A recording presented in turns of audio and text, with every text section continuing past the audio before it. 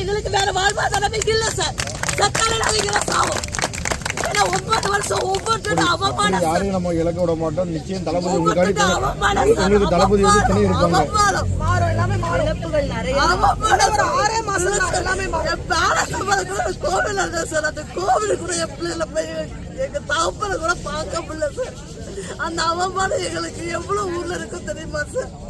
எங்க அப்பாவை 43வது number Lawrence சொல்லிட்டு பேர் போட்டு வந்திருக்கோம் சார். ஆனா அந்த கொரோனால பாதிக்கப்பட்டு எங்க அப்பா எங்க பாடி தரல. எங்களை பார்க்க கூட நாங்க இங்க இருந்து டியூட்டில இருக்கிற எங்களை டியூட்டில இருந்து கூட ரிலீவ் பண்ணாம வச்சது பண்ணாங்க. அந்த வருத்தம் இன்னும் எங்களுக்கு இருக்கு சார். எங்க பெத்தவங்களுக்கு எப்படி இருக்கும் அந்த கவலையில எங்க அம்மாவும் இறந்தாங்க சார்.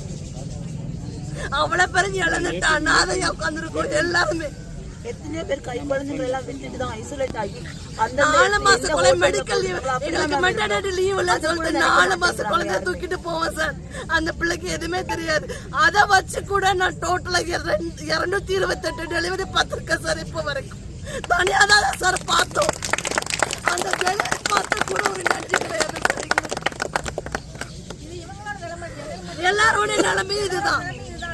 என் குழந்தை கூட்டிட்டு வந்து எதுக்கு சார் அவங்க உட்கார்ந்து இருக்கணும்? ரெண்டு பேருமே இந்த டிபார்ட்மெண்ட்ல வேலை பார்க்கணும். அதனால அவங்க குழந்தையோட சேலரி வச்சுட்டு